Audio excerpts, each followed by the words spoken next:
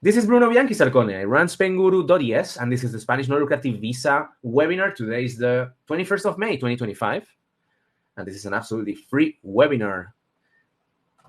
The way I structure this webinar is a timeline before the application, during the application, and after the approval. We're going to look at definitions, consulates, BLS, outsourcing service, different immigration status, entering as a tourist, as a resident in Spain, some tax considerations, and then we're going to go through the NLV eligibility and requirements and documentations. We're going to go in depth into the most important ones.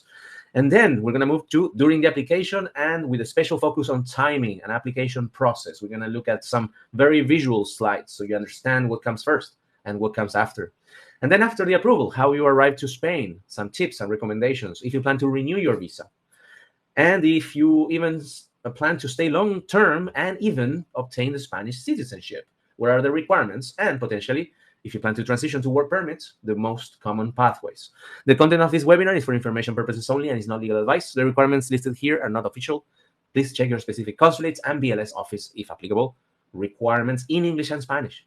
A little bit about Spainguru, facilitating the relocation process for English-speaking foreigners to Spain since 2014 is our objective. You can see that we have some fantastic reviews there. And in fact, if you think that the information I will share today with you is valuable, please leave a review on Trustpilot. There's a green bar on top with a red button there that will redirect you there, and you can leave a nice review there, and I'm going to be extremely thankful for that. You can use Spainguru for absolutely free. There's so many resources and information there. There's a weekly newsletter I send every Monday, YouTube channel with 1 video per day, and I am actually over 900 videos now. Most of them are about the non-lucrative visa. Blog posts, 1,700 plus articles, and of course, a huge community with an aggregated amount of 150,000 members as of today, with a dedicated Spanish non-lucrative visa group that if you haven't joined yet, I highly recommend you doing so. You can also find vetted partners on Spainguru. I have personally vetted most of the partners, like all of the partners basically, but most of the partners I have recommended them for several years, and many of them I have used them personally. Immigration experts who can help you with the NLV process, tax advisors, financial planners. I really highly recommend you engaging with those two, at least consulting, okay, about immigration and taxes before even taking the decision of moving to Spain. And then all the ancillary services, if you plan to apply for this visa, health insurances that are NLV compliant, medical certificates, sworn translations, apostille services, and also auxiliary services like opening bank accounts, money transfer services, property rentals, mortgages, if you plan to buy in Spain, and more than 100 services that I have personally vetted on Spainguru.es. Now let's start with the proper webinar. Before the application, what is the Spanish non-lucrative visa? This is a visa for non-EU citizens who can financially support themselves and who don't need to work in Spain. There are a couple of regulations. The main regulation is the law, Ley Orgánica, and the regulation of the law, who has just changed yesterday, took effect, the new regulation of the law, okay? And this brings a few changes, but with nuances. We're going to talk about that. Now, consulates in the US, UK, Canada, and recently I added Australia on Spainguru. You can find dedicated pages for each of the consulates in those 4 countries on spainguru.es/Spain non-lucrative visa. The interesting thing is, if you go to your consulate, because you cannot choose the consulate where you apply, you can find aggregated first-hand experiences from people like you who have applied in those specific consulates. And why is this so relevant? Because every consulate is different. They interpret the rules in a very different way. So it's very, very important that you stay on top of any news about your consulates, because they come with requirements that are written nowhere, and people face a lot of blocks on the road. So it's important to be informed about what's happening in your specific consulate, okay? And for that, Spainguru, I think, is a great tool. Now, it's important to understand also if your consulate, yes, works with BLS International, which is the outsourcing service that many of the consulates use for the processing of Spanish visas. It can happen that a consulate uses BLS International to process the student visa and the Schengen visa, but not the non-lucrative visa, okay? For example, New York doesn't use BLS International, okay? But all the consulates in the UK use BLS International, all right? So it's important. Miami, for example, uses BLS. Los Angeles, San Francisco recently started to use BLS. What is BLS? It's an Indian company that has operations in more than 60 countries, and actually it's a huge company that, it's in the Indian Stock Exchange, and that's the processing for many different countries, not only Spain, but also many other countries. So when in fact I say, when you deal with your consulate, if your consulate, for example, is Miami, you will in fact be dealing with BLS Miami, really, okay? Now, let's talk about visa requirements for Spain. You can enter the Schengen area. Yes, this is the Schengen area in 2025. It's a group of 28 European countries which are internally borderless. You can enter them if you are a US citizen, UK citizen, Canada, Australia. You can enter as a tourist for a maximum period of up to 90 days within a rolling period of 180 days, okay? Now, some nationalities require a specific Schengen visa to enter as tourists within this area. For example, the Philippines. Now, if you plan to stay longer in any of the countries within this area, longer than 90 days, and in this case, we're talking about Spain, you will have to secure a temporary or long-term visa / residency. Now, what is the difference between a residency and a visa? The visa is obtained at consulates, and it has a certain validity period that you can use to obtain a residency attached to it. In other words, the visa is the paper that goes stick into your passport. In the case of the non-lucrative visa, is valid for only 90 days, and after that expires. But once you enter Spain within the visa validity period, you need to obtain your residency card. In Spain, it's called the TIE card, okay? And then you will be under the non-lucrative residence that you have to renew after 1 year in blocks of 2 years, up to 5 years, or maybe one more period of 2 more years, okay? Extraordinary renewal, right? So that is the difference between the temporary, between a visa and a residency. The non-lucrative visa, we talked about visa generally, but it can be the residency. The non-lucrative visa is a temporary visa because it is less than 5 years that you usually will have it, okay? For more than 5 years, then we're talking about a long-term residence, which is also known as the permanent residence, okay? And that will be for 10 years, right? Now, citizens for EU countries, European Union countries, and associate countries, as well as their spouses, so if you're married to a passport holder from the EU, are exempt from this type of visa. And if they want to stay in Spain for more than 90 days, they have to fulfill other conditions that are much more favorable, easier, and cheaper. And, they are different. They will, get a residency for 5 years. They will include a work permit that the non-lucrative visa doesn't include. They need to show less money in the bank if they plan to retire in Spain. So if you have the possibility to obtain an EU passport or associate country, maybe it's interesting to wait until you have it, because it is much easier and favorable to live in Spain holding one passport or being married to someone who holds this type of passport. Therefore, this webinar wouldn't be for you. If you're not in this situation, then you will need a visa. In this case, we're talking about the non-lucrative visa. Now, let's go to tax considerations. And the most important concept you need to know is the tax residency in Spain. What happens when you become a tax resident in Spain? You must pay taxes on your global income and potentially on the net value of your assets, okay? That would be for the wealth tax or the solidarity tax, okay? Now, how do you become a tax resident in Spain? 99% of people fall into this first condition. If you spend over 183 days physically in Spain, the days don't need to be consecutive, and it's regardless of your immigration status. That is, if you enter Spain as a tourist, and then with a non-lucrative visa later on in the year, all physical presence counts. 1 minute you set foot in Spain, you're physically in Spain, 1 minute counts as a day, okay? So in that case, you would become a tax resident in Spain. If you spend less than 183 days in Spain on a calendar year, yes, that goes from January 1st to December 31st, then you're not a tax resident in Spain. Then the two other conditions: if your main economic activity or primary income source is in Spain, if you spend less than 102 days, but this condition applies, you will become a tax resident also. Or if your center of interest is in Spain, that is, if your spouse or you have minor children living in Spain, you could also potentially be deemed to be a tax resident in Spain. Now, some of the most important taxes are the income tax, okay? That you need to file it by June 30th. And if you're American, you have the 15th of April in the USA, you need to file, but you get an automatic extension because you live overseas until June 15th. So you normally will file first in Spain, and then you will credit those taxes against the taxes in the USA. So you wouldn't pay double taxation in USA, thanks to the double taxation agreement.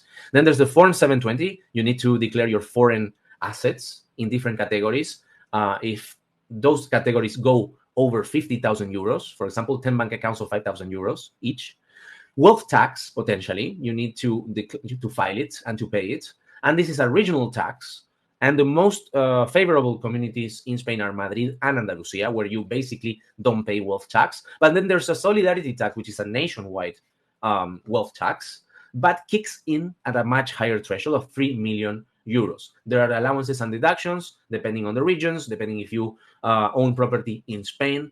But those are taxes that are basically calculated on the net value of your assets, of your wealth, okay? As we mentioned, Spain has double taxation agreements, not only with USA, but also with UK, Canada, Australia, and many more countries. Something that is very important, regional rules vary significantly. So it will have a strong impact where you decide to move in Spain. So it's very, very important to consult with a tax advisor, okay?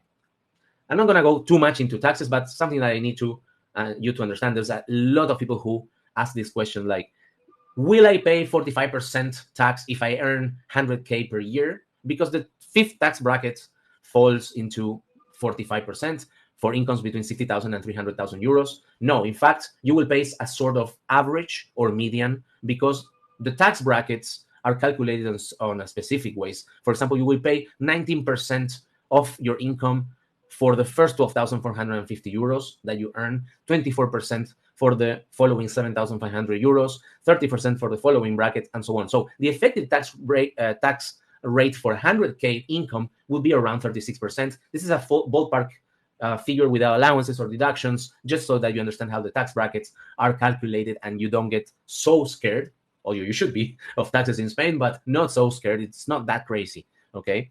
And this is a quick calculation of how much is the effective tax rate for the different levels of income. For example, if you make 30,000 euros per year, you will pay an effective tax rate on that income of 24%.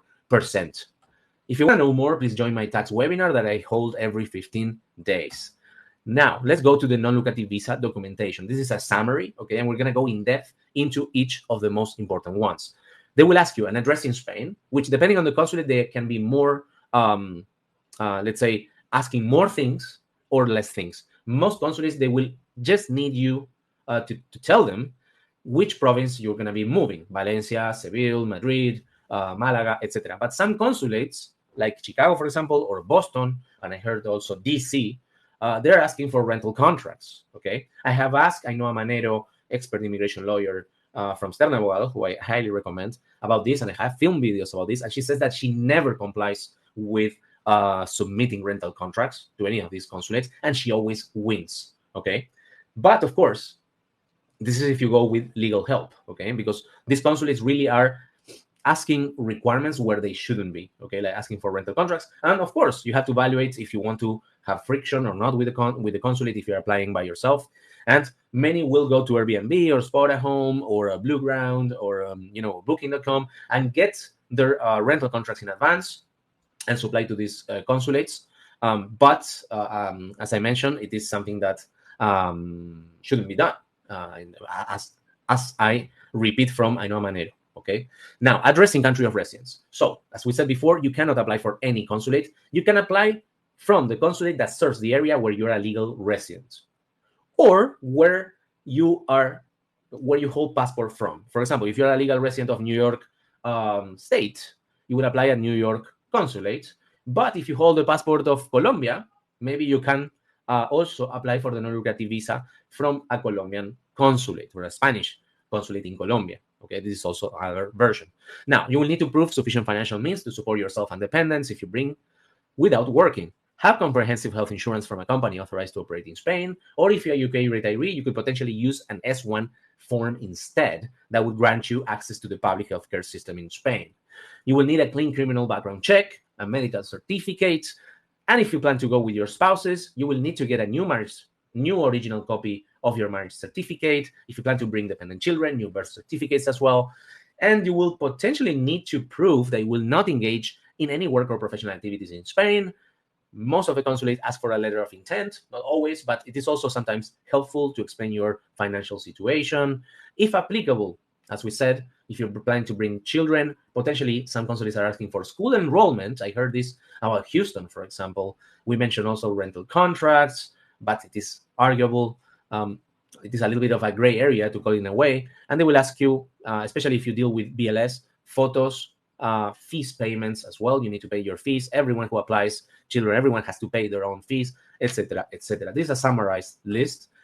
And just to remind you, I have asked the 55 most frequently asked questions about the non-lucrative visa to Ainhoa Manero, who I have just mentioned. You have these 2 videos, it's 20 minutes each. I highly recommend you watching this video because you will have the answers of an expert who is every day doing non-lucrative visas at consulates in the US and in the UK. And she has some very interesting answers who can help you out if you plan to do it yourself or going with legal help. Now, let's talk about the financial requirements in 2025, which are the same as 2024 and 2023. They haven't changed. You need to show proof of sufficient funds. And the funds can be savings and or passive income. Now, the main applicant needs to show 400% of the IPREM index 2024, which is the same in 2025, and each dependent 100% of the IPREM index in 2024 or 2025. This translated into money.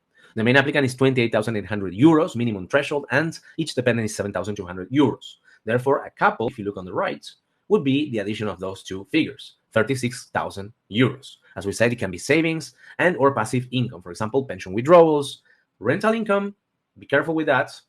Not all rental income will be accepted. Many consulates are reluctant to accept rental income because they consider it as not being a safe type of income. Although I've seen people who were accepted and they got their visas purely on rental income, I am hearing more and more that consulates are denying the visas for rental income. So it should be considered as a, let's say, extraordinary or complementary type of income.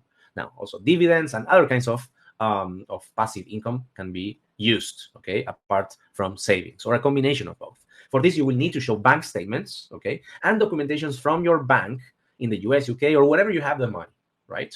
The documentation would actually also help understand the officers from the consulate or BLS office that your money is readily available, can be accessed immediately without any penalties, okay, which is a liquid type of money. This is important, okay?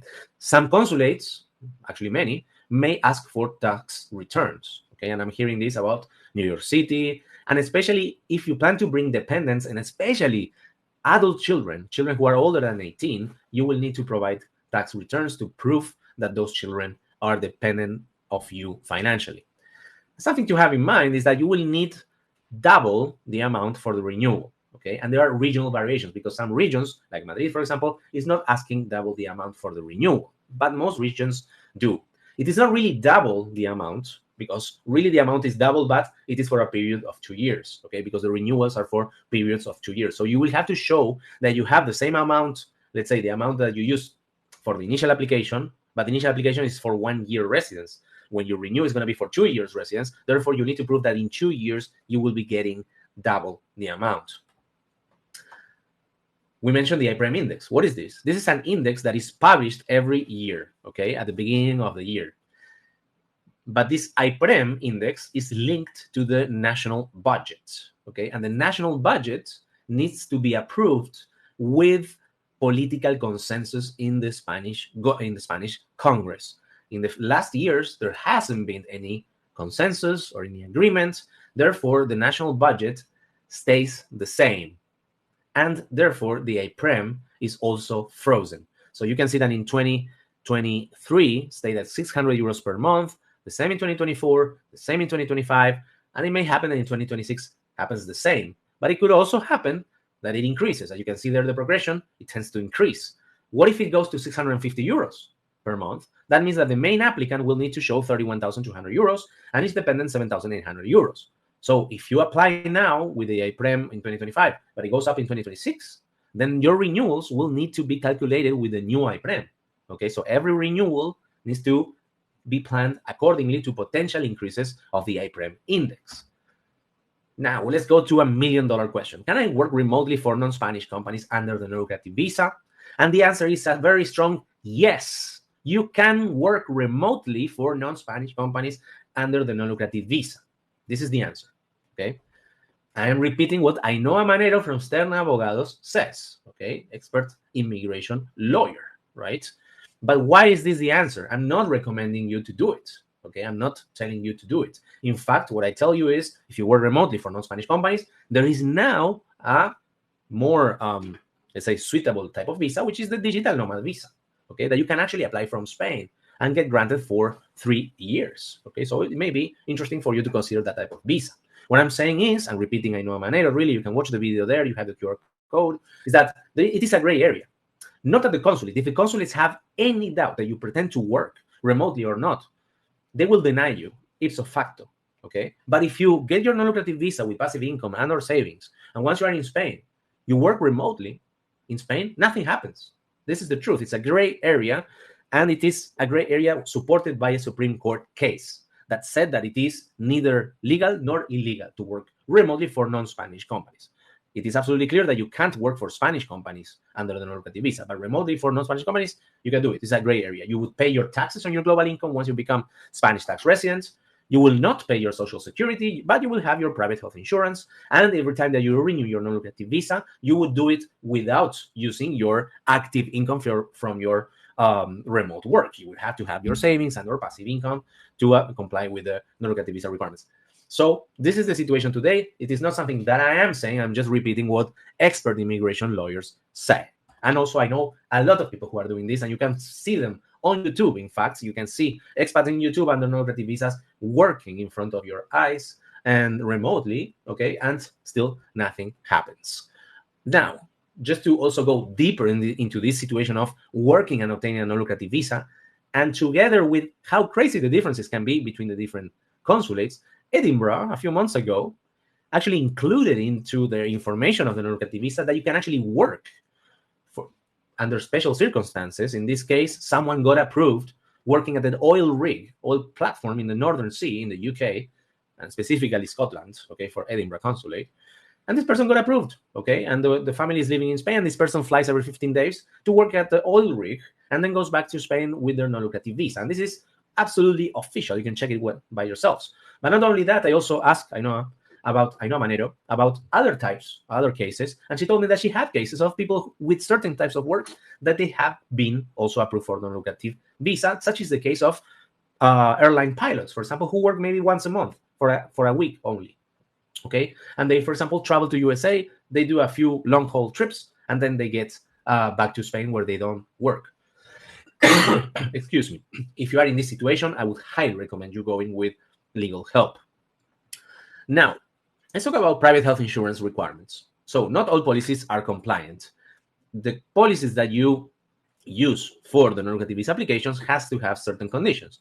The first one and most important is no co-payments. Then I add reimbursements. It shouldn't have reimbursements either, okay? A few consulates express these requirements verbally in their requirements, okay? For example, this was Houston in the USA, but not only outside of the States, a few other consulates talk about not having reimbursements. So be careful with that. I would recommend not having health insurance policies with reimbursements, as it could have a higher risk of being denied. No waiting periods, okay? So you have to be covered from the moment in which you arrive to Spain. Full coverage with nuances, okay? So full coverage in Spain and for all the different medical disciplines, okay? And normally you will have to pay a full year in advance because the companies need this in order to issue the certificate of coverage, which has a specific wording in Spanish, and this is a requirement from the Spanish consulates in order to issue the digital nomad, the non-lucrative visa. Okay. Now let's go with the frequently asked questions. Are my medicines covered under a private health insurance? No, you have to pay retail price. The good news is that the medicines cost in Spain are a fraction of the cost than in the US, as people report. What should be the health insurance start date? So there's no specific answer to this, but the most common answer is that you need to guesstimate when you're gonna obtain your non-lucrative visa with its start date. So count, let's say, make it start a little bit in advance after your submission of the papers or your appointment, okay? To be covered by the time in which you intend to enter Spain, okay? So for example, if you want to enter Spain the 15th of July, start it on July 1st, okay? So this is the most common thing that most people do. What if are there health insurances for older than 75 years of age? Yes, They're not that common, unfortunately, but there are. Yes. What if I have pre-existing conditions? So, and here linking to the full coverage requirements nuances that I mentioned before. So if you have pre-existing conditions, most of people, senior people, have pre-existing conditions, but it will depend on the severity and the nature of those pre-existing conditions. For example, if you had cancer diagnosed in the previous 5 years, it is probable that you're not going to find health insurance policies that will cover you, unfortunately. In any case, and if you have, like, for example, high blood pressure or something not that serious, what will happen is that you will be able to obtain the health insurance policy that is compliant for the non-lucrative visa, but it will have internally, let's say, an exclusion of those pre-existing conditions. So if once you move to Spain, you will be able to obtain the non-lucrative visa, but once you move to Spain, you will have those pre-existing conditions excluded. So anything related to that will be needed to be paid out of your pockets, okay? After 1 year in Spain, potentially, you can pay into the Spanish public system using something called the Convenio Especial. You pay per month depending on your age, and then your pre-existing conditions treatment will be included by the public healthcare in Spain. But under the Convenio Especial, your medicines also will still need to be paid in full. They will not be subsidized. Can I use my current health insurance from the UK and USA? Short answer is, if it's NLB compliant, yes. Long answer is, be careful, because there's a lot of denials because of using UK, US-based or companies' health insurance policies, because they may have co-payments, they may have reimbursement clauses, they may be considered to be travel health insurance once they move to Spain, because the certificate of coverage comes in English and it needs to be sworn translated, doesn't have the right wording that the consulate needs to approve you. So, long story short, I highly recommend you going with an approved company from Spain that will give you a compliant health insurance. Can I apply with a UK S1 form if I am a UK retiree? Yes. Do I need a Spanish bank account to hire a health insurance that is NLB compliant? No. But if you happen to have a Spanish bank account, you could potentially pay monthly and still get your certificate of coverage in Spanish. This is something that not every company permits, but could potentially open that opportunity. Can I pay on a monthly basis? As I said, if you don't have a Spanish IBAN, it will be difficult. Can there be reimbursements? As I said, there is a higher risk, a sizable risk, that the officer reviewing your case sees this and denies you. Will I get a refund if I am denied? That depends on the specific policy that you are acquiring. You need to read your specific clauses. You need to read the full contract and ask the person you are dealing with, could be directly with the company, with the broker, exclusive agent, to explain you exactly everything, including the cancellation/refund clause. Some refund clauses will not refund you at all. Some they will refund you partially. Some will condition the refund to being denied because of the health insurance itself, okay, and not because of other causes. So make sure you understand what you're signing. What are the top companies in Spain? The biggest is Adeslas, then you have Asisa, DKV, ASA, Salus, Caser, Sanitas, AXA, Mafre. All those are good companies, or neither of them is worse than another, okay? Understand me, these are big insurance companies. These are not angels, as we say in Spanish. They're not, especially, if you understand me, these are big companies, okay? Just like banks in a way, right? They're insurance companies. But I used 3 of them in my 21 years in Spain, and they are good. I don't have any complaints, let's say. This I tell you because many people go to Trustpilot and they will find that Adeslas, DKV, Caser, they have 1.4 out of 5 stars, 2 stars, and they say, "Whoa, there are horror stories out there." Look, these companies don't do any effort in gathering good reviews at all, as Spainguru does. These companies are, let's say, outside of that game, all right? But in general, I can tell you, these are good companies.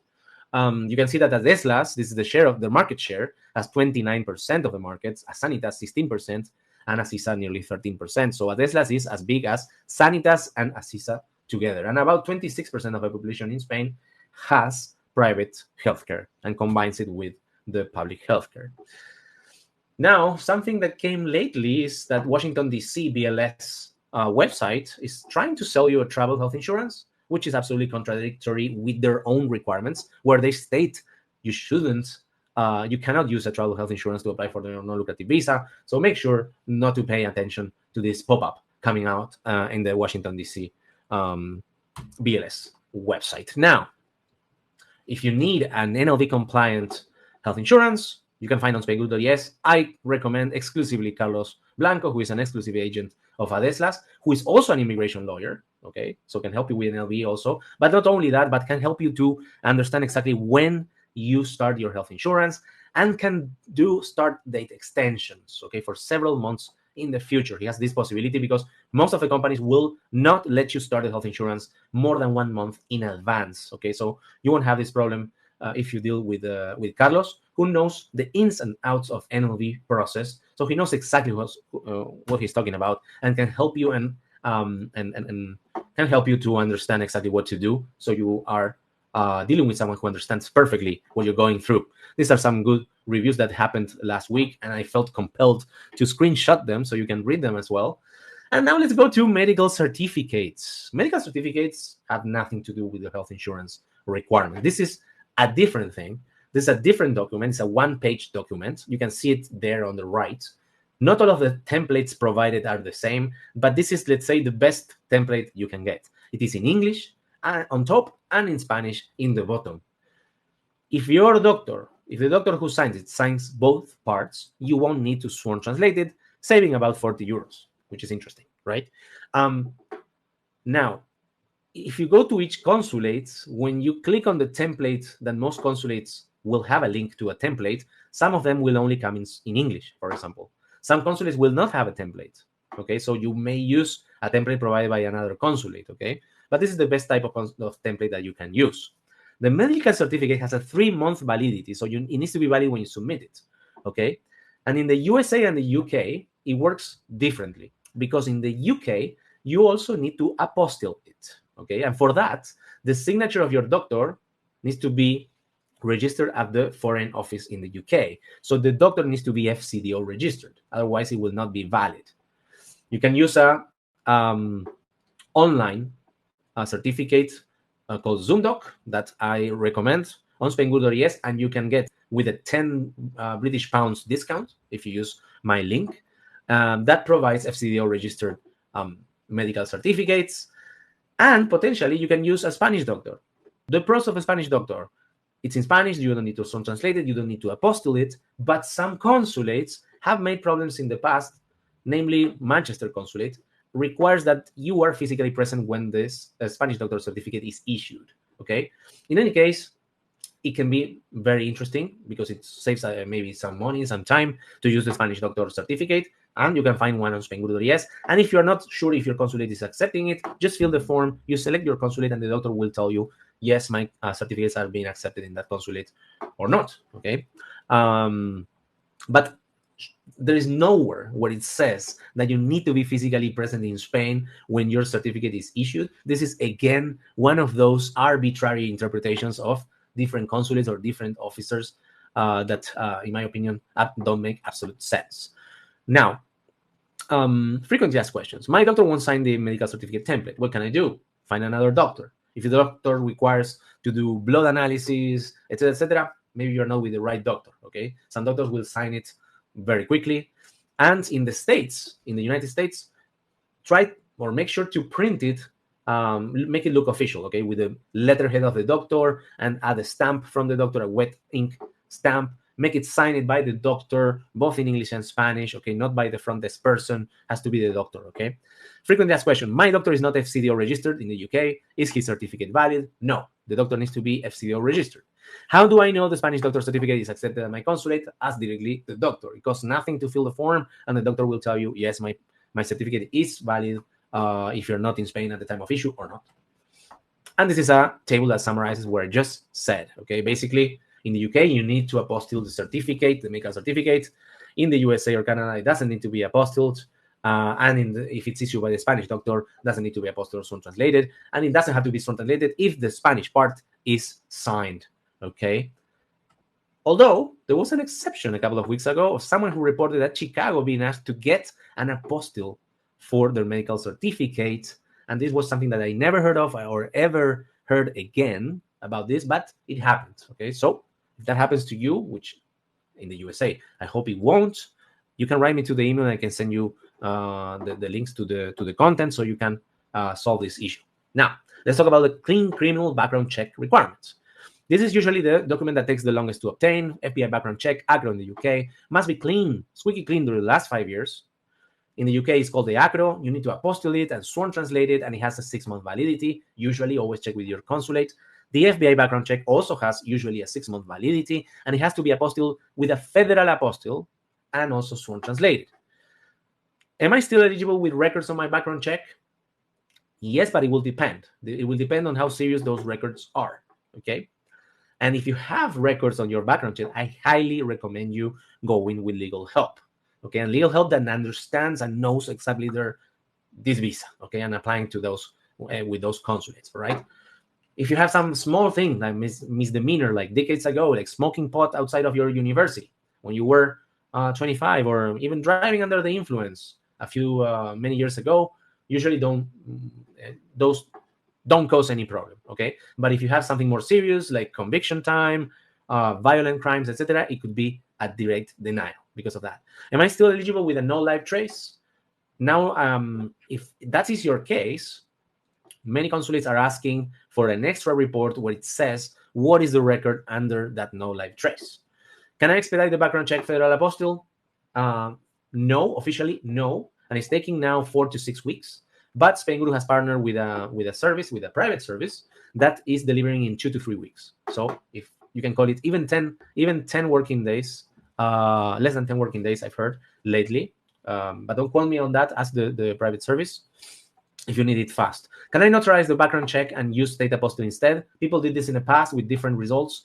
Now it's a straight denial. Always do federal apostille. Where can I have my fingerprints taken? In the US.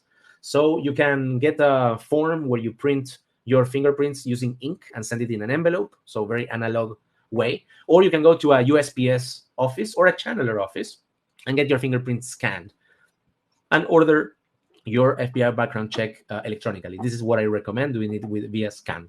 Okay. What if my fingerprints are illegible? Send me an email. I can send you links to some companies who people said they solved their problems.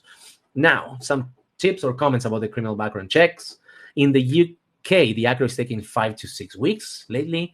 And in Canada, they solved their problems that they had with their apostille. Now their police check is taking only 10 business days. And their apostille is taking very little. It used to take a few months, but now it's not taking as much. Now, proof of not working. A lot of people will apply for this visa to retire in Spain, but it is not always the case. This is also called a retirement visa because most of people will retire in Spain. But some people are applying even in their 20s or 30s, all right? So this is what people call being in working age. This is how the consulates refer to that, which is not clear. It is very blurry expression. There is no age limit. Now, if you show proof of receiving a pension, that is the best you can do because consulate will take for granted that you don't plan to work and you're retiring, so they will have absolutely no doubt that you will plan to engage in working. If you're still working in the UK, they're pretty, they want the P45 form, okay, to be sure that you quit.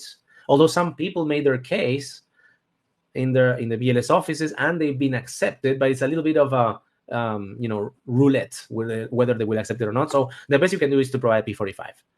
In the US, resignation letter, termination letter from employer, both translated and notarized. And if you are freelancers in the US, a notarized affidavit promising not to work. And in the UK, a letter from HMRC and accountants stating having ceased trading and deregistered from self-employment. Now, should I quit before I get the visa?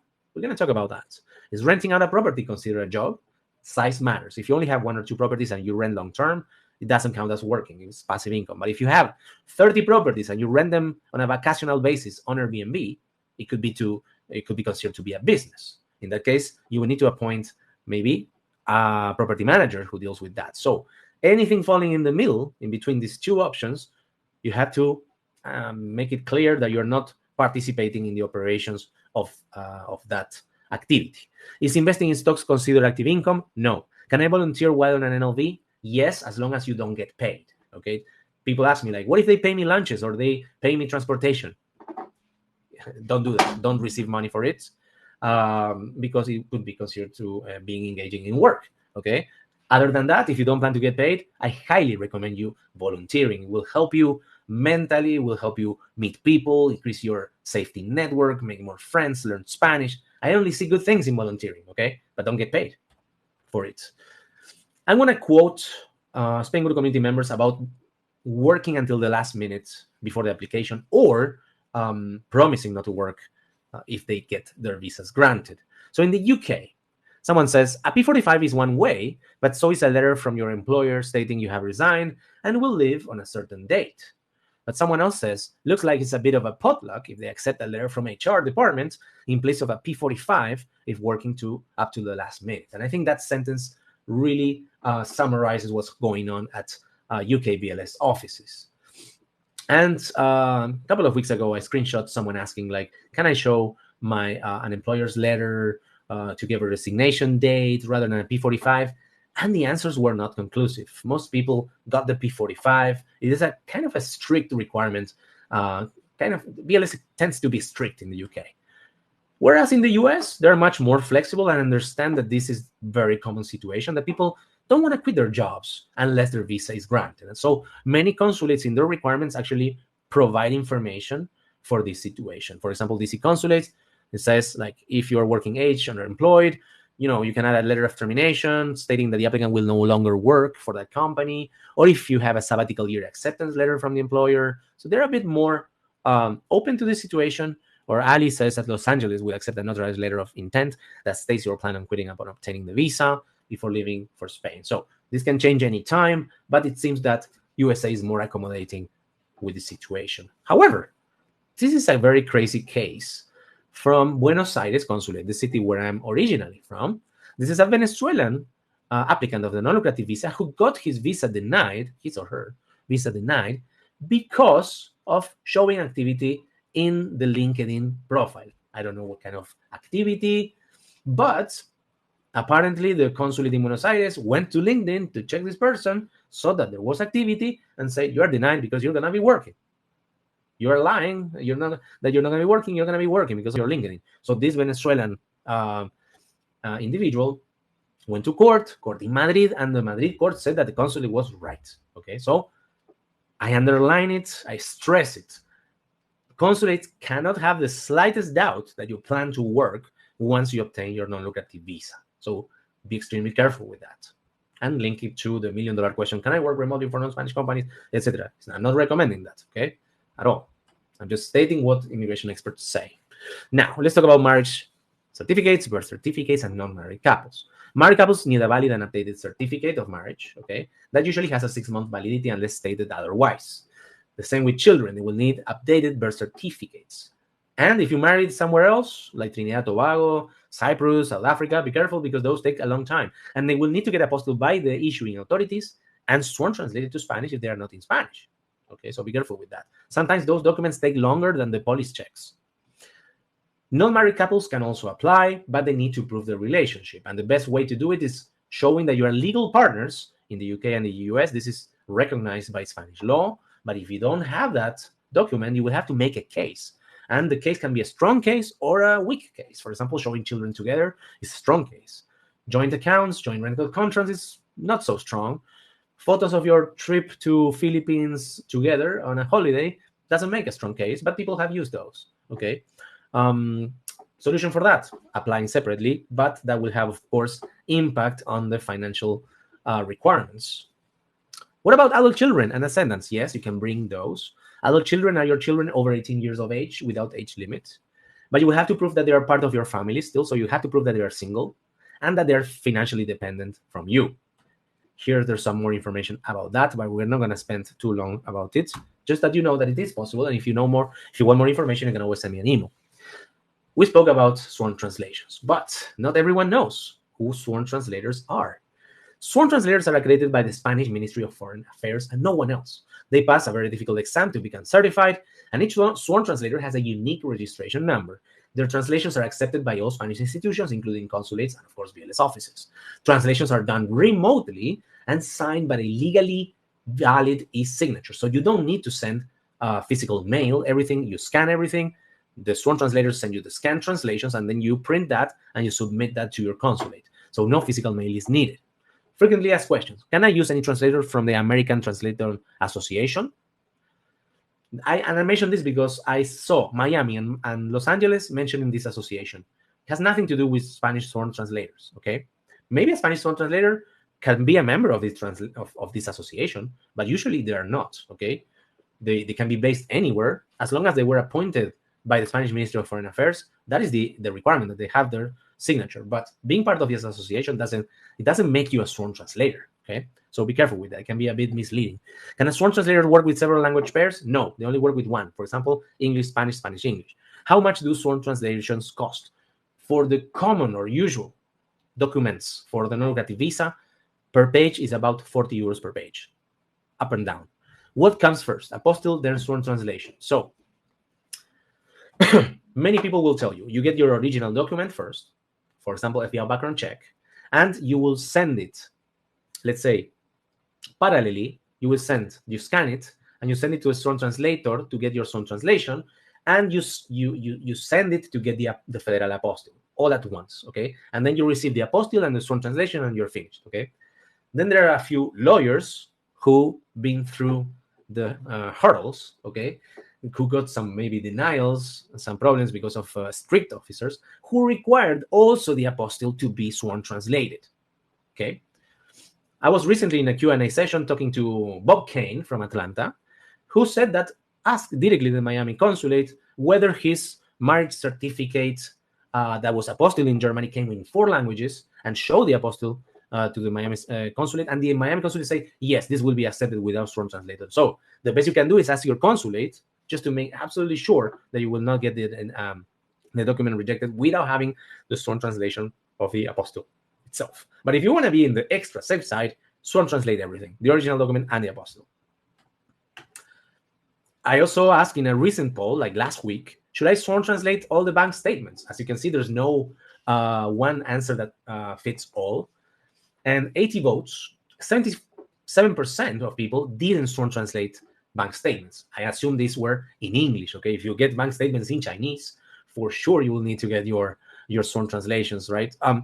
But then 17% translated only the summary pages, okay, which maybe it's makes it a stronger case.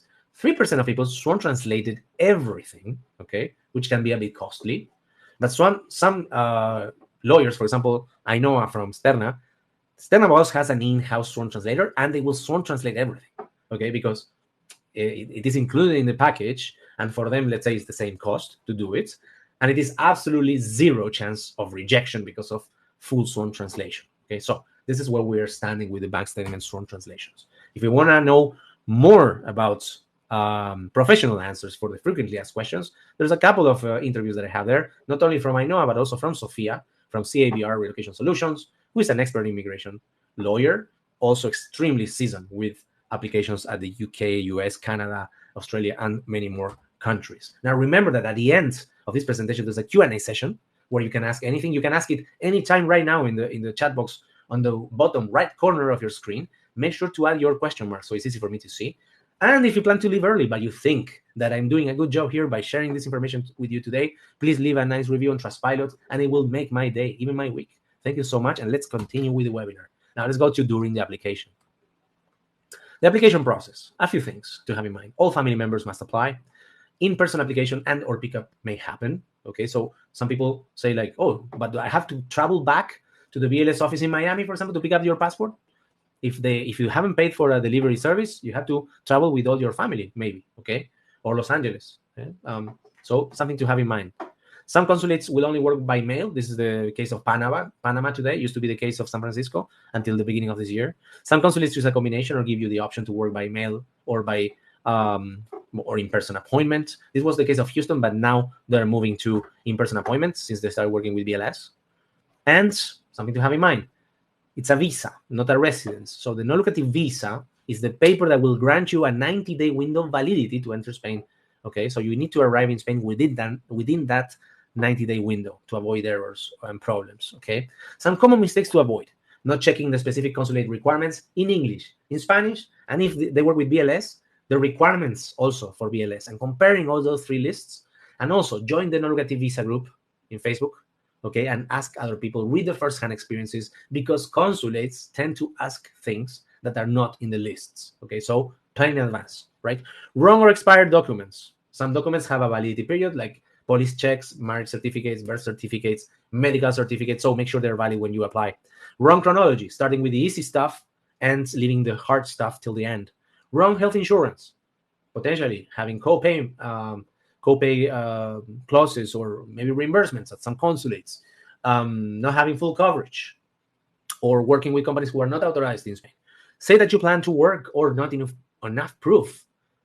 So creating doubts to the officer that maybe you could potentially engage in work activities, okay, at the time of applying, right? So I have an interview of a couple applying in New York earlier mid last year, and the husbands, they were denied because the husband didn't make enough case that he wasn't going to work. Okay, finally they got their visa, but they need to really convince the consulate that they weren't going to work. Timings. How much in advance should I start preparing before moving to Spain? 6 months in the US and Canada, and in the UK maybe a bit shorter. I would say 4 to 5 months in advance from your intended date of arrival to Spain. Most consulates retain passports during the processing. In the US, potentially there are ways to obtain a second passport with the US authorities. And in the UK, it's not easy to obtain a second passport while your visa is being processed. So plan accordingly. Sometimes BLS offices let you retain your passport if you make the case, a very strong case, why you would need to travel during those months of processing. For example, buying a property in Spain could be a reason why you need to have your passport. And some offices will give you the option to prepay envelopes to get your passport back, or sometimes you will need to pick them up in person. How long does the process take? Documents preparation, 2 to 3 months. Attending appointment on the 3rd month. Wait for approval, 2 months approximately. Average, can be less, can be more. Maximum official is 90 days. And then if they request more information or more documentation, you only have a 10 days period to supply it. You can choose your visa start date. This is not official, but this is something that is, let's say, maybe it's a myth, but it's something that people repeat and say along many times. You can choose your visa start date when you apply, when you submit your form. A visa start in the future up to 90 days from the submission date, okay? And then if the consulate grants you the visa before that start date, they may make you happy and start the visa validity window of 90 days, the date in which you chose, okay? And then officially you have 30 days once you enter Spain to obtain your TA card, which is the Tarjeta Residencia, residency card, that will be valid for 1 year before you need to renew it. Someone says, you can ask for the visa to be valid for up to 3 months in advance from the submission date. However, the difficulty I found was finding a health insurance company who will work that far out, as most only do 2. Okay, a potential solution is using Spainguru's recommended exclusive agent who can extend the visa start date several months in advance. You don't have to, but I give you the option. And let's go to the visual slides so you understand. I have 3 visual slides to understand the process.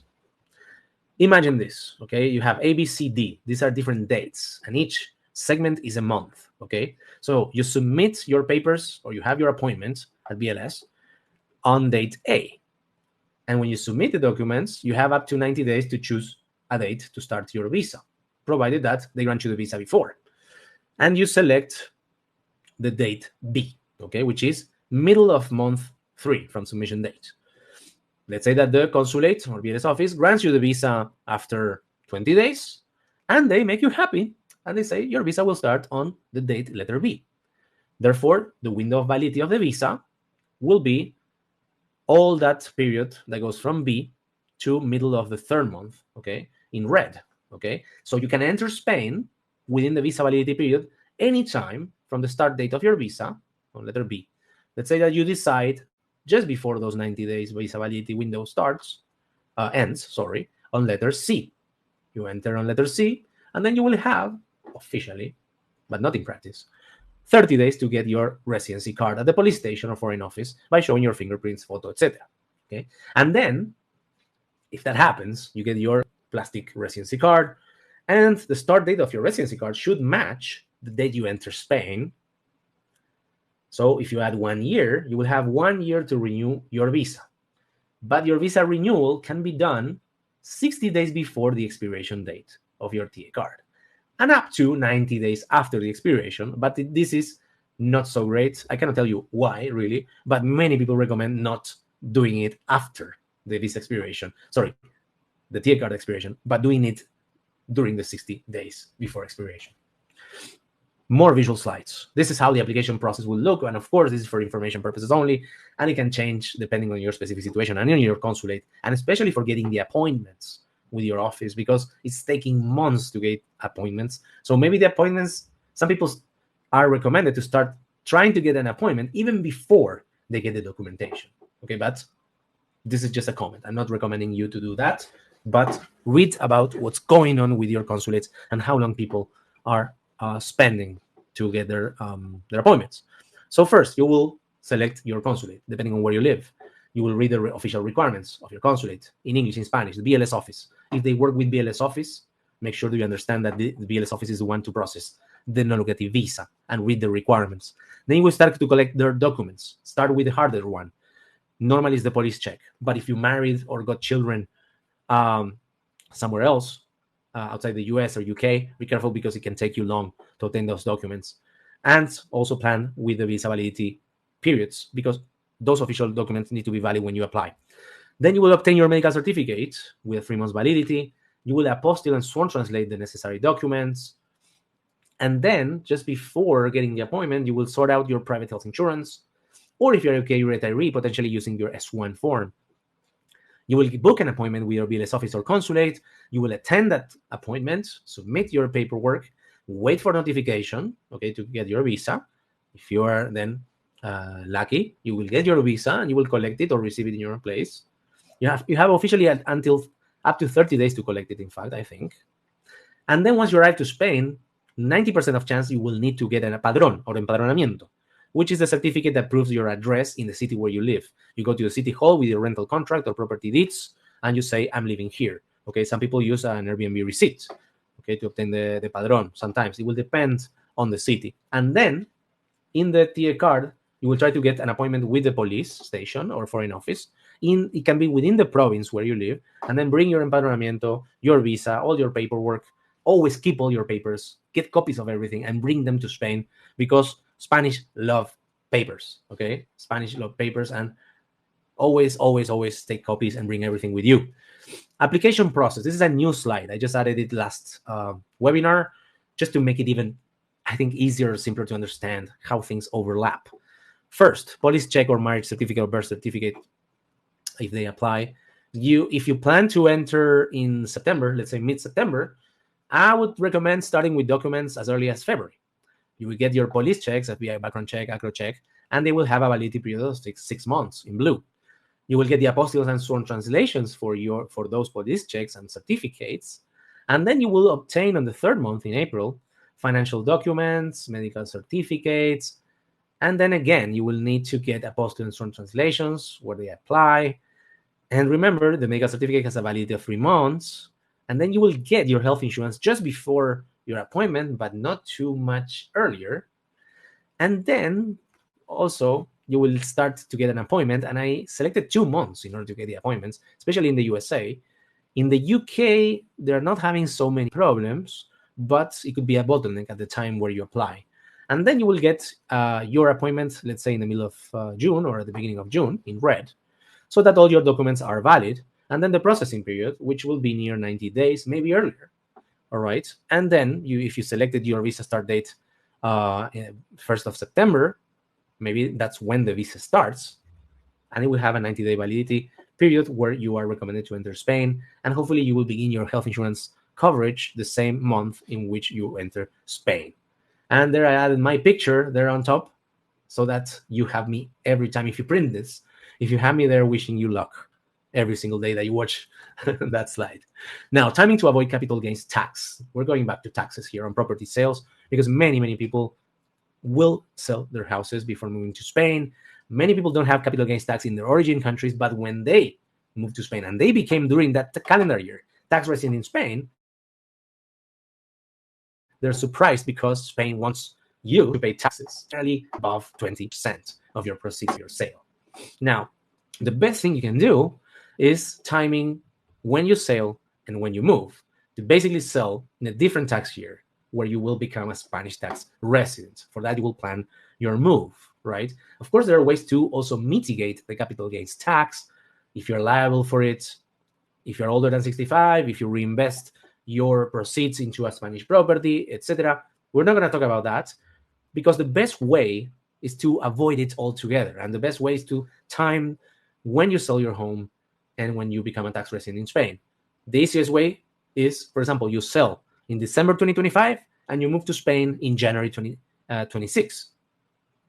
Those are different tax years because every tax year starts on January 1st and ends on December 31st. That's the easiest way. But let's say that you cannot do it that way and you sell during the same calendar year. Let's say that you sell in March and you have not been a single minute in Spain until July 2nd. When you fly to Spain on July 2nd and you spend every single day until December 31st, that's 182 days only. Therefore, you're not a Spanish tax resident during that calendar year.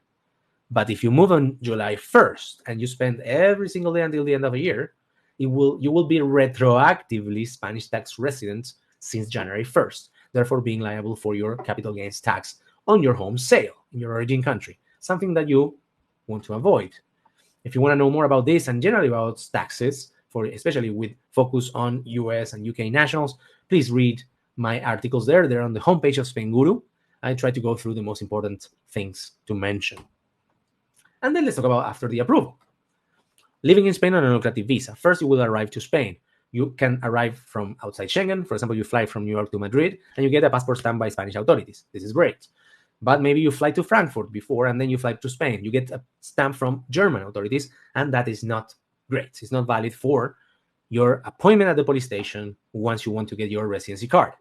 If you plan to move to fly from within Schengen to Spain, get a declaración de entrada, which is a one-page document that you get at a police station in the airport or next to the border in Spain, and you have 72 hours to get it. Okay, and not all the police stations are familiar with this, so try to use police stations who are at the airport or close to the border where everybody asks for this paper, and that will be the best paper to prove to the police officer when you want to get your plastic residency card that you enter Spain on that specific date, and do it within the visa validity period. Highly recommended. You can enter as tourist earlier before, but that will bring unwanted consequences. The worst of that could be that they ask you to get out of Schengen and fly back in to Spain to get your Spanish stamp, and that has happened to people. Then some recommendations: get Spanish SIM card to get SMS from authorities. Open a non-resident bank account because it can take months until you get your residency card and you want to pay utilities, bills, gym, rentals. Obtain an empadronamiento, as we said, which has a 3-month validity, which will be required in 90% of Spanish police stations. Not all of them, but 90%.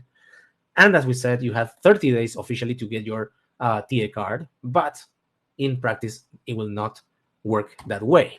And as a lawyer says, that I quote, this is a lawyer who is a member of Spainguru's non-lucrative visa group, says that in practice, people don't get their appointment at the police in the first 30 days because there are no appointments, again, and it can take up to 6 months without issue. So the sooner that you get it, better, but there's no immediate rush. And many police stations know that the empadronamiento is not an official requirement. The official requirement is to show proof of address. And the empadronamiento is the best proof of address, but not the only one. So many police stations, especially the big ones, know this. And many people show Airbnb receipts or a rental contract. For example, in Malaga, a rental contract is enough without the empadronamiento because the empadronamiento itself is taking 2 months to obtain. So all these Spanish bureaucracy problems add up, and you need to have them in mind. The renewal process, how and when to renew a non-lucrative visa. As we said, the first year, and then you need to renew.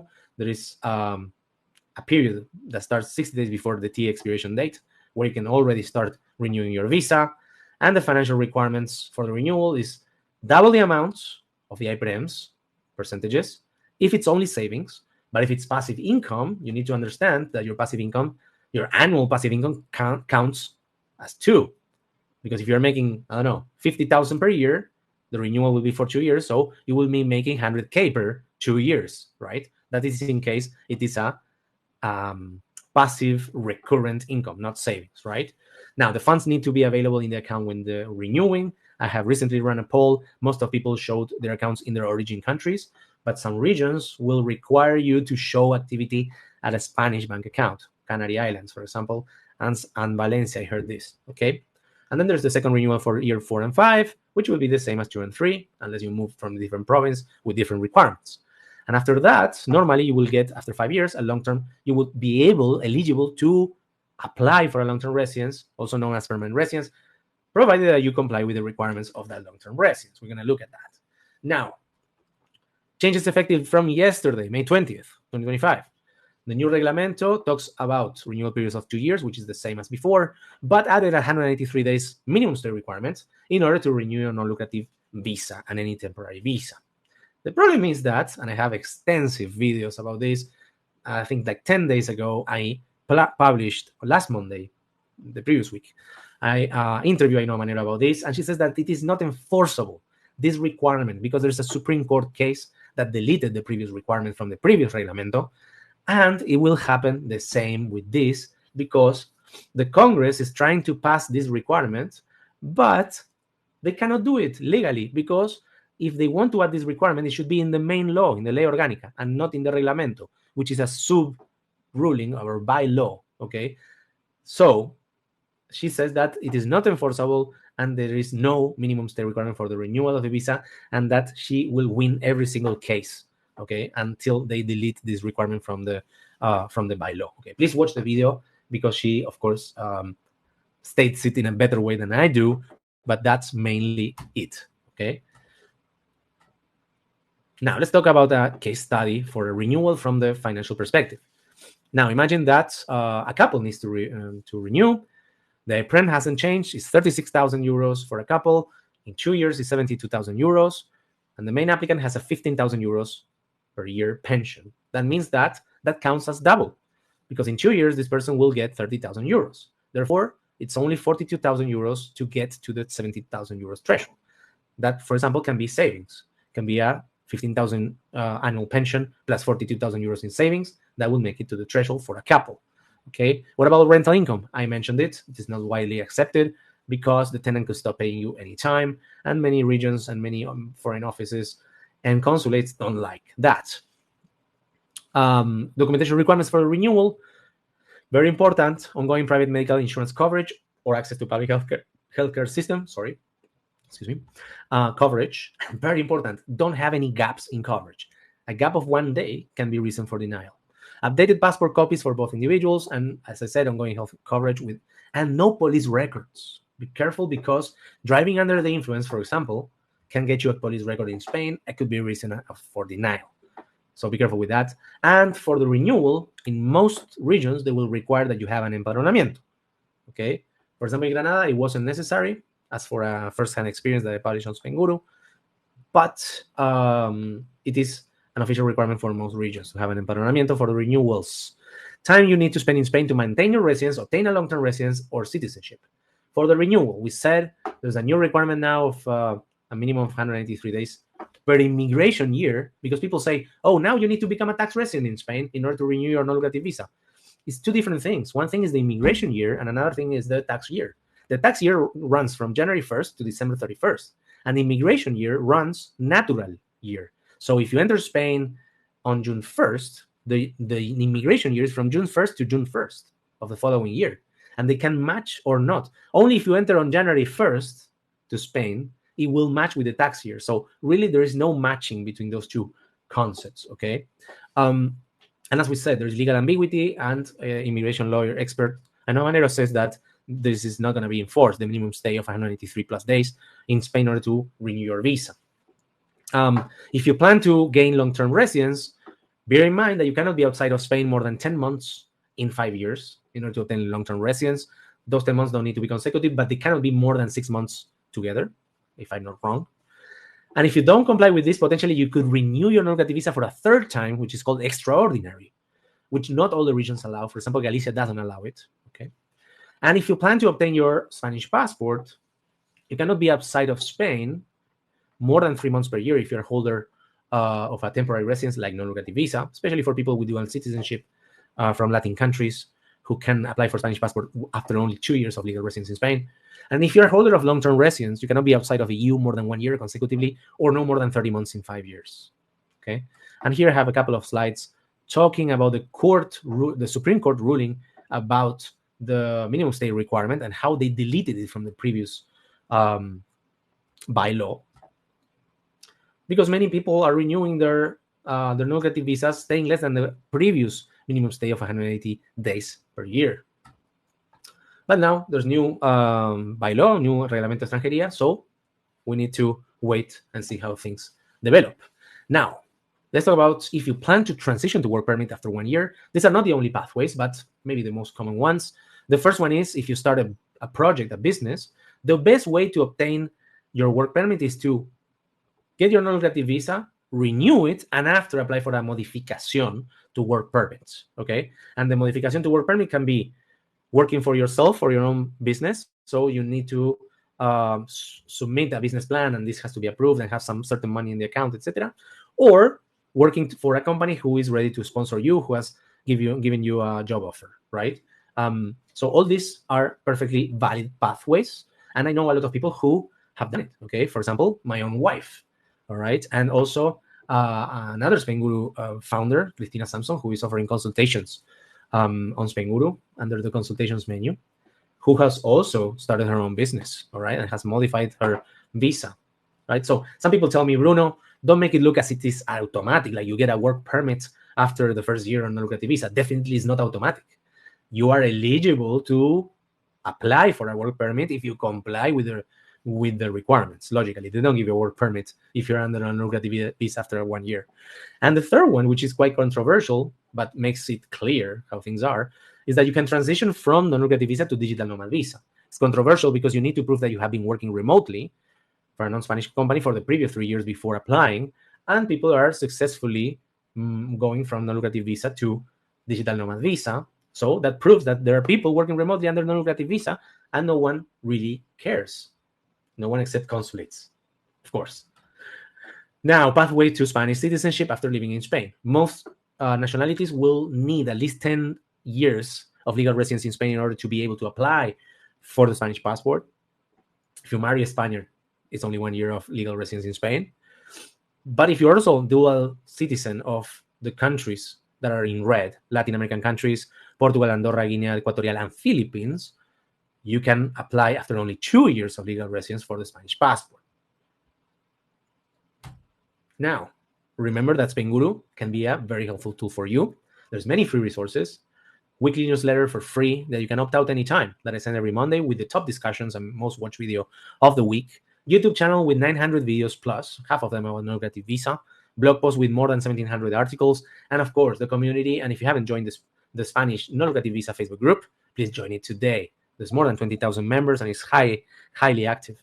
And if you need professional help, I have personally vetted over the years immigration experts who can help you with the NLV application, and tax advisors. Highly recommended that you at least consult with experts to understand your specific tax situation if you move to Spain. Then there's also financial planners and all the services related to applying for the non-lucrative visa, like health insurance with Carlos Blanco, exclusive agent, and also immigration lawyer, medical certificates with Spanish doctor, UK doctor, sworn translation with very experienced sworn translators that are used to do dozens of non-lucrative visas per month, and apostille services in the US and the UK, bank accounts, money transfer services, and so much more. You can find on Spainguru. So take a few minutes to go on spainguru.es, and I'm sure you're going to find something interesting there. And bonus, Paul, I asked people, did you use legal help for your NLV application? 128 votes. Half of them said yes, half of them no. And I asked, to the ones who used legal help, was it worth the investment? About 80% said yes and 20% said no. It wasn't worth it. But of course, it will depend on your specific situation. A lot of people found it, very useful to do it with legal help, depending on your situation. If yours is a very clear, easy case, it's obviously do it yourself. Why not? But if you have maybe some criminal records, if you have some complications there, some financial complications, it's not very easy to understand. You're not sure that you make it to the thresholds, or you're not sure about the documentation. In those cases, I would highly recommend going with legal help. And of course, if you want to be with less stress, and you're not an organized person, because you have to be very organized, stay very much on top of this process and learn everything about your consulate to make sure that you don't get any friction along the way. If you want to stay in touch with me, please send me an email to hello@spainguru.es. Before we go to the Q&A session, join the Facebook group, watch the YouTube videos, join the newsletter. All that is free. And remember, the content of this webinar is for information purposes only and is not legal advice. The requirements listed here are not official. Please check your consulate's and MLS office requirements if applicable. Now let's go to the Q&A session. And if you have to leave before we go into it, and if you're happy with the webinar content and the information I'm sharing with you today, please leave a review on Trustpilot. There's a green bar with a red button on top. That will redirect you to Trustpilot. It only takes 5 seconds of your time to leave me a nice review, and it will make me extremely happy. And of course, brings luck to you and your process to get your visa. Now let's go to the questions. Enable chat Q&A. Oh, I haven't enabled the questions, the Q&A questions, unfortunately. So I will have to go up the chat and try to find them myself, but I won't be able to publish them because I forgot to enable the Q&A software, and unfortunately it's not retroactive. So here I have the first question. Julia, can I stay in Schengen area for 90 days and then go to Andorra, for example? Stay there for 90 days and then come back. So that's called the Schengen shuffle. When you get out of Schengen area, wait for 90 days, and then go back in. The case of Andorra, though, and I have a video about it, is that even if it's not Schengen, it is very, very hard to find an Andorran to stamp your passport. So they're not part of Schengen, but they are, in practice, you're not going to find like border police or anything. So really, Andorra is not the best example. Okay, so, but for example, Gibraltar works. And maybe the Andorra is the only case where they don't really apply Schengen border, and that is not a Schengen country. So yeah, definitely the Schengen shuffle is something that you can do. I have several videos about the Schengen shuffle. Just search Spainguru Schengen shuffle on YouTube, and there's plenty of people talking about it. Some people love it. Some people say that it is very it's expensive to do it, and it's spiritually taxing because you can't really route anywhere. So something to have in mind. Julia, if I enter Spain in September 2024, less than 183 days in 2024, that's right. Did I still have to submit form on foreign assets? I don't think so, right? I don't think so, because you weren't a Spanish tax resident 2024. But if you become a tax resident in 2025, you have to do your 720 form by March 31st, 2026. I'm not a tax advisor. This is not tax advice, okay? It can be mistaken. Nigel, I have a DNV issued in March 2024 for 3 years, but the S1 expires in December 2025. Because of this, I am considering changing to the NLV. I am 65 in September, so I could finish working, receive my P45, and just take dividends from the company. I also have a large pension fund. Is it easy to change to the NLV, and can it be done in Spain? Yes. Yes, March 2024. I think after 1 year of residence, you can do it. And you can do it in Spain. You can modify your residence and go to NLV. I think it is workable, okay? Consult with a lawyer if you want to do it. And remember, this is not legal advice. I don't want to make a mistake. If you ask me, I would say, yes, this is totally doable, okay? As long as if you comply with the requirements of the non-lucrative visa, okay? It is not something that you do automatic, as we said. When you modify to a work permit or to a different type of residence, it is not automatic. You need to comply with the requirements of the new residency permit that you're applying for. But definitely you can do it from Spain, and you don't have to go back to the consulate. Do you have a letter of intent template for dependent children over 18 years old? I do have a letter of intent template. Just search Spainguru letter of intent template on Google, but I don't have it specifically for dependent children over 18 years old. But what I recommend you is use my templates, add the content of your specific case, and maybe go on the Spainguru Facebook group and say, like, look, I plan to submit this letter. What do you think? And get feedback from the community, maybe. Adam, is this seminar being recorded? Yes, I missed the 30 minutes.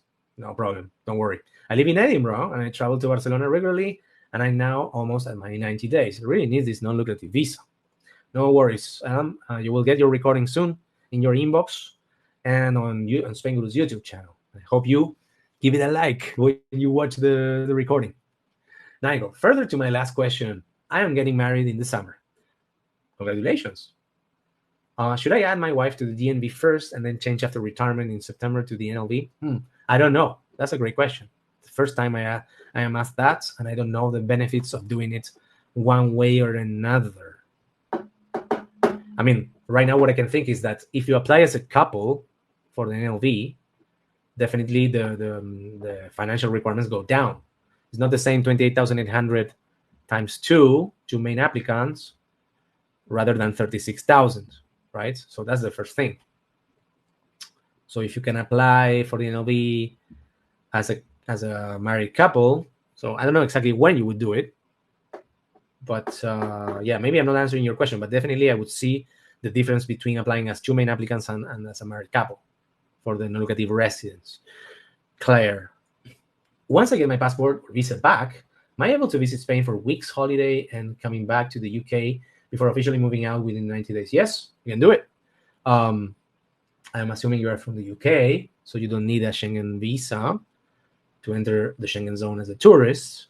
But remember, it can have it has implications for the Spanish tax residency. So let's say that you get your visa to enter Spain on July 2nd, and you go as a tourist in March for 20 days, okay? And you go back to the UK. So you've been 20 days in Spain, and then you get your visa on July 22nd. So it's 162 days only until the end of the year. You have to add those 20 days as tourist, and they will be 182 days. So let's say you arrive 1 day earlier. So yeah, you understand me.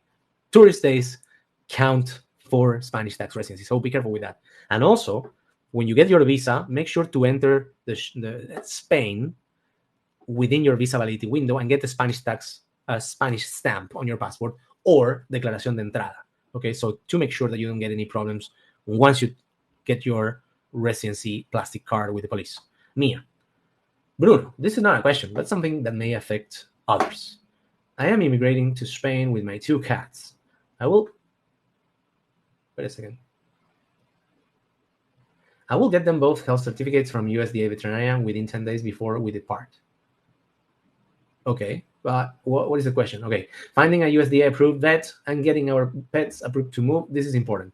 There is no quarantine for pets. Okay. I don't know if this is a question or just a statement, but I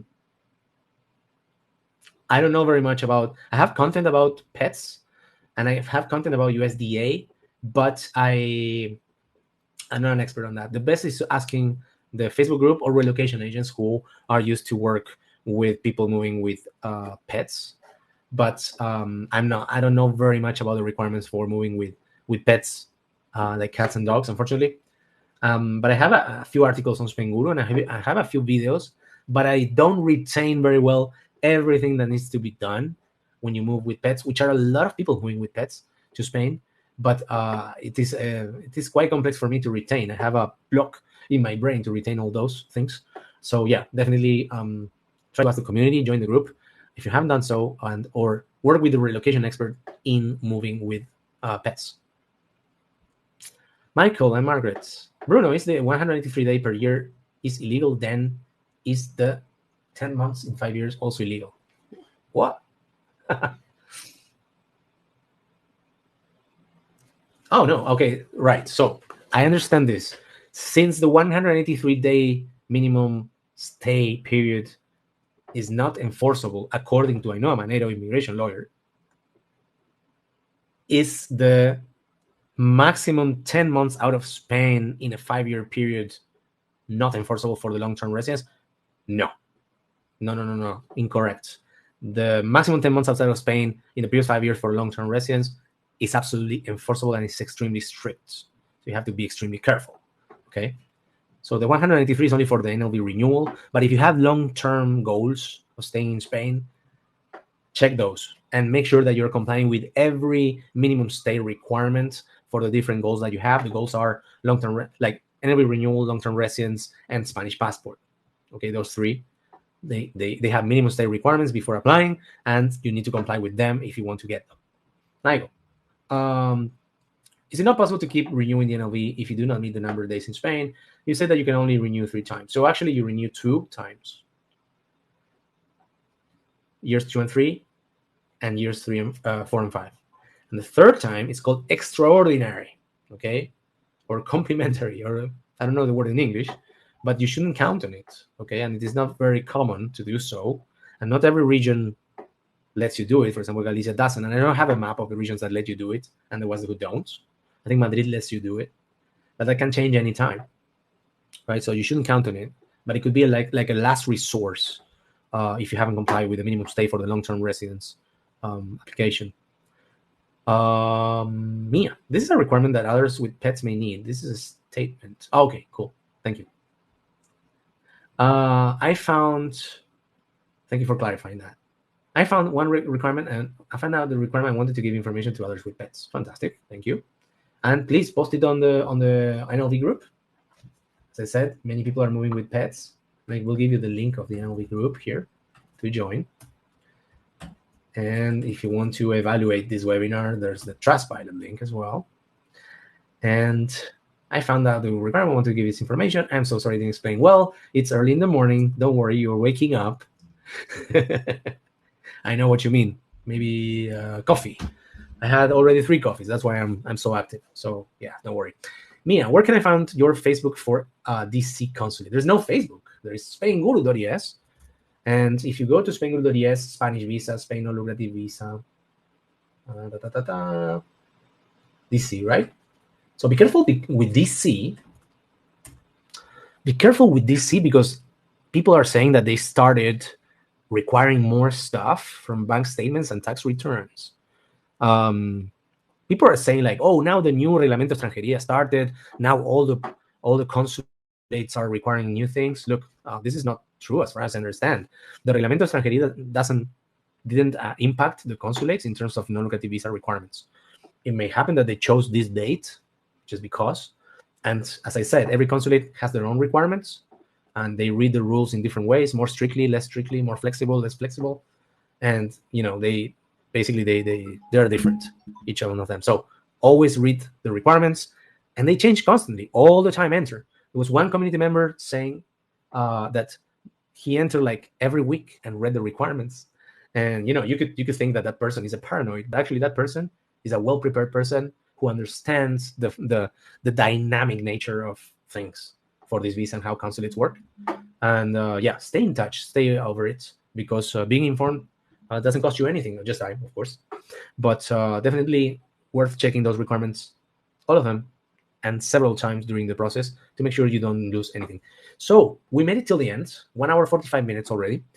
I hope it wasn't that long for you and that you gained information here. And I really appreciate that you guys stayed until the end and you asked questions. And if you leave me a review, more than happy. And of course, I'm always available on my email, hello@spainguru.es. I'm going to answer you every single time you send me an email. I'm going to do the best I can to answer your questions, or at least point you out to information and or services that can help you with that. Thank you so much for joining today, everyone. And I'll be crossing my fingers for your non-lucrative visa applications for the ones who are applying soon. And I'll see you around. Take care. Goodbye.